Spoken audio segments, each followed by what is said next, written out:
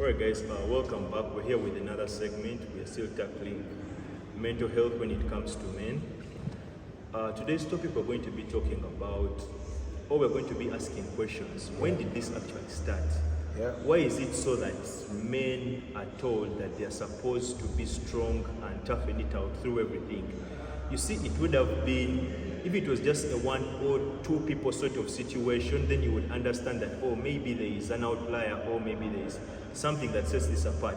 But you realize that it's just not even with the African traditional society, it also comes around when it comes to just men generally all over the world. Men are not supposed to show any signs of weakness. Men are not supposed to show that there is struggle. And you see where the problem comes in with that is when people get overwhelmed. You find that a man who seemed to be happy, a man who seemed to have it all figured out together, you find someone committed suicide and you're wondering, oh, how did this come about? None of us saw this coming. So today we're going to ask ourselves, when did this start? Why do people feel like this is the right way to bring up men? And what can we actually do to see how this norm can actually be changed? So, Timothy, I wanted to ask, when you were growing up, was there any sort of indications in the way your parents brought you up that showed that at any one point it was okay for you to be vulnerable? Or the main theme was always, you need to toughen it out, your man? Let me say, even as a child, when you're being beaten, even us, up to now, like when you see a male kid cry, a male child crying, you're like, yo, stop crying, you're a man. Men don't cry. I personally, I have to confess, I have that. When I see a boy crying, I'm like, don't cover in Uganda. Don't cry, you're still a man, okay? But we are looking where this thing is more of a home thing. You know, charity begins at home. Yeah. So that's how we are brought up. But as you grow older, you realize as a man, it's too much. We go through too much. When I say too much, those who know, they understand. We go through too much.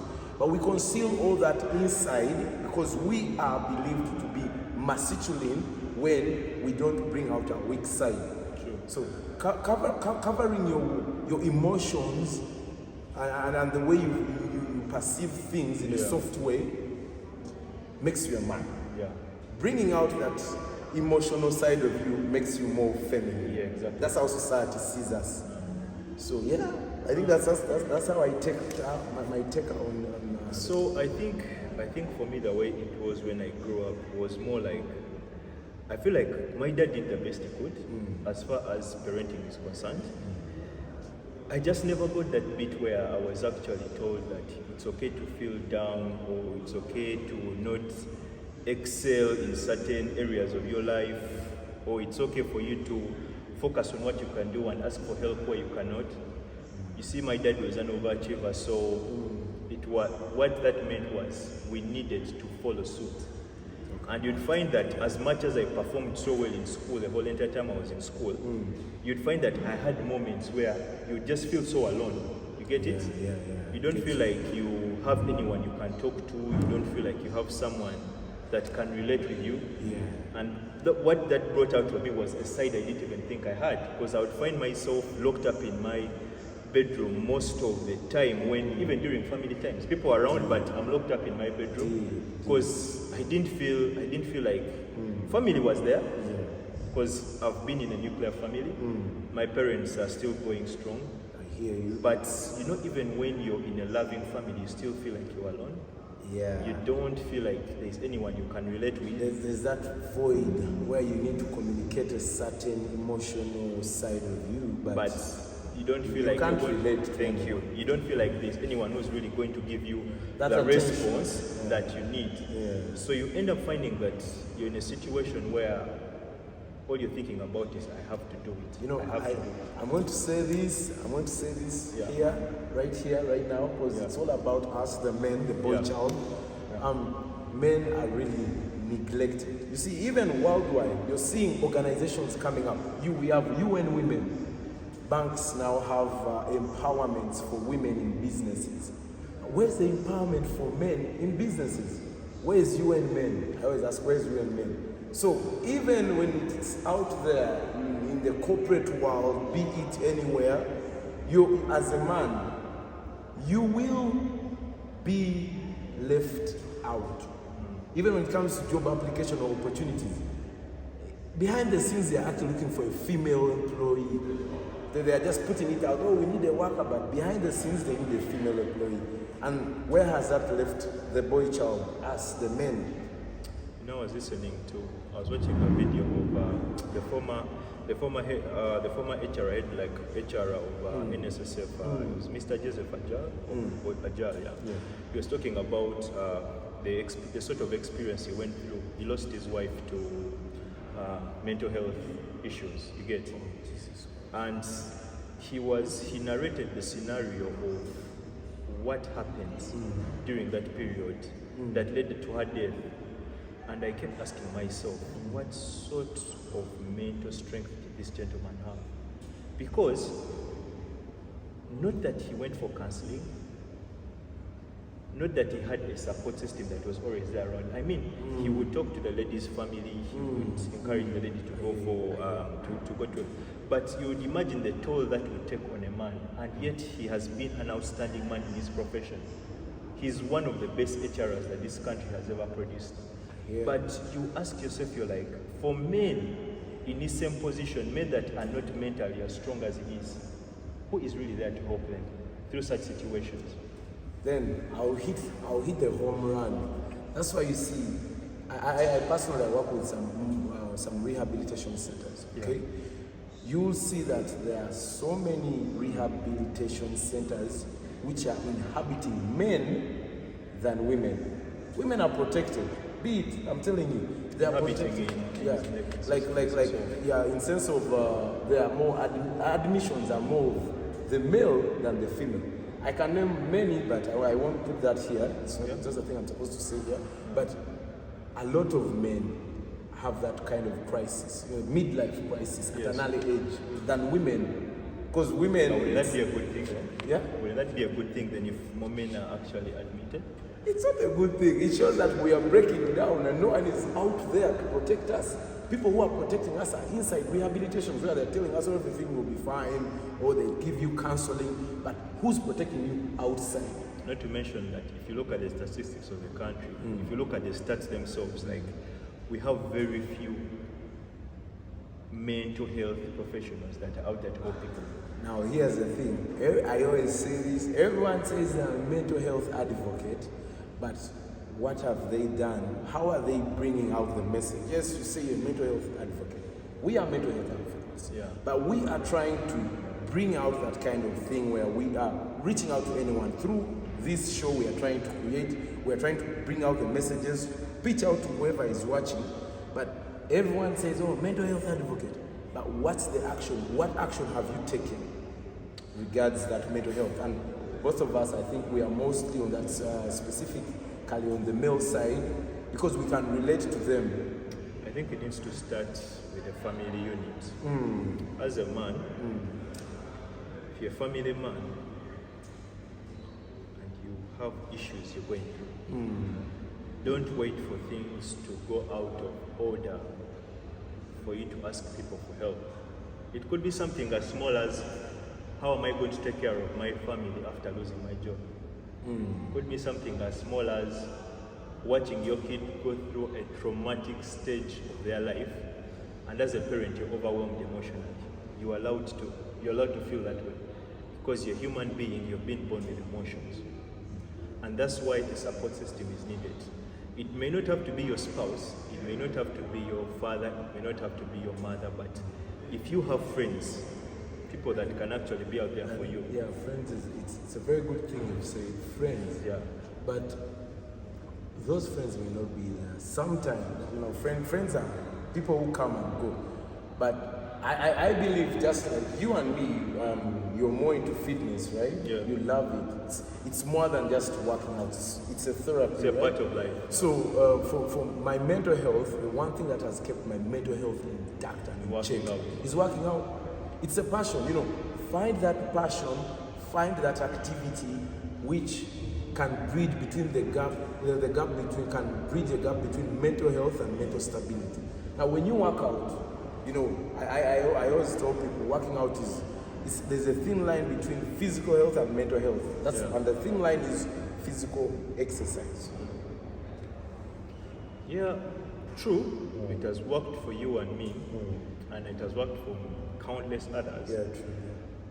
But you see, sometimes I've also learned how to take myself out of the equation, step away from the board, and try to ask myself, what happens to people who are not, who don't love working out? You know, we actually have people who just don't love it.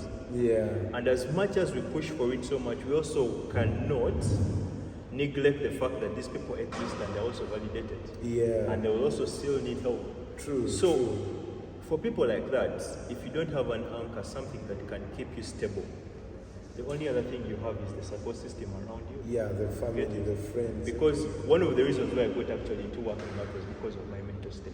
I always used to feel alone all the time. Whether you're around friends, But your now own family, those you dumb bells, exactly you those still feel like no one gets you. From the time I started working out, from the time I held a dumbbell in my hands, from the time I saw myself gradually change, I realized that there was so much more I could do with my life. Like I was capable of anything. Yeah. And I learned how to, you know, like just translate, try to move that same discipline into other parts of my life. And somehow it has worked for me. I'm not saying that I'm immune to mental disorders or mental problems, Yeah. but the thing is, working out for me has helped me. Yeah. But I can't take away the fact that there are people who may be looking for different solutions. Yeah. And that's where we need to urge our spouses, our sisters, Friends. our brothers, The our real parents, friends. Real friends even our also. real friends. The You real see, the friends. problem we have in this country is we are so quick to call everyone friend. But the thing is, ask yourself, how many people are actually out there for you when you actually need them? There's a time I woke up at 3 a.m. I wanted to read. And you know, as you go on WhatsApp, because you know these phones at times are dangerous. You want to start with something and you're like, oh, let me first check my phone and see what's there. I check my WhatsApp, and the first status was from one of my friends. This was like three years back when I was still working in the corporate world. He was a workmate of mine and one of my friends. And on the phone he had posted, he was saying, is anyone out that's awake? I would really want to talk to someone. By the time a man posts that on their status, you know there is Things are something hard. that is bad. Things are hard. So when I called him, my call was the last he expected, because I'm probably maybe he had a list of friends higher up he expected to. And I asked him, I was like, what are you going through? When I heard what he was dealing with, I almost broke down. Because in that moment, you're not physically there with someone. You're socially awkward, because at times I'm socially awkward. I wouldn't know what to do, but I feel like if I was there with him, I'd probably just sit down there and just listen to him, just sit with him and let him know he's not alone. Yeah. But then I asked myself, I was just able to land on that because of the time I woke up. Oh, yeah. How many other men are out there at that hour? Your family is asleep, you're seated somewhere, you're thinking. Someone posts something on Twitter and they think it's funny, they say, now I know why my father used to come back home and just sit on a veranda and keep quiet. It's a cold world. But when I read that, I kept quiet. I said, you can imagine what that kind of person was going through. Yeah. And for you as kids, you're like, maybe dad just doesn't want to spend time with us. He's Maybe stealing, wants to do he's his own stealing. thing. Oh, You don't know what time, he's rest going of through. it. So, for me, I really feel like we need to really spark more of these conversations. People need to know that men are human beings. Yeah. We And I- stumble, we fall, we get up, we try again, we stumble, we fall. And I also want them to know we got them, right? Yeah, We like, got you. You can reach out it's to normal. him. Reach out to him on his social media handles. it's normal. Reach out to me on my social media handles. Hit that DM, I'll reply you. Hit that DM, he will reply you. I love the work that Mr. Andrew Chamaker has been doing. He has a men's camp, something similar to this. And you know, it was trending on Twitter for some time. I don't know if he's still doing it, but I appreciated the effort that he actually injected into that project, because I felt like for the first time, men had actually started to realize that we need help. Because I mean, we only meet on weekends, Fridays, Saturdays, Sundays. Yeah. We go to the bar, we have a good time. Then- Then people start. We pretend like there is nothing else happening deep within. We're just comfortable with showing what's on the surface, what we're comfortable with, and yet we have so much clutter going on deep within. Deep within, you'll find a man who has not been able to pay his school fees. Yeah. Find a man who's struggling with maybe a cheating partner. find a man who's struggling with kids who have failed to, he feels like he has failed to upbring them in the right way. Finances are not working Or out. maybe even with employment. The mortgage is not, like a lot of things are going on. And then you ask yourself, you're like, how do you deal with them? And most people will tell you, no man, just relax, things will work themselves out. But sadly enough, that's not how the world works. Things just don't work themselves out. Yeah, principles of life. You need someone to show you a bit of light at the end of the tunnel so that you can look forward. Otherwise, So basically, we need love, real love, like you say, you know. so all I'm going to end this with is for men out there, these conversations will keep going on. We shall keep inviting more people to the show, but we just want to let you know that it's normal to go through what you're going through. The world will make it seem like you're failing, but you need to understand that you're just a human being. And you're not alone. You're not alone. Reach out to us. There Not are alone. thousands of people going through this, millions. And all you have to do is accept that I'm a human being, I'm going through this. What's the way forward? Who can I share this with? Who will be in position to help me? And once we start looking at things in that direction, life is going to be easier. We are going to raise better men, better fathers, better husbands, And brothers. better friends, and better brothers. Because I'm telling you, there is no way you're going to love any other human being when you can't love yourself.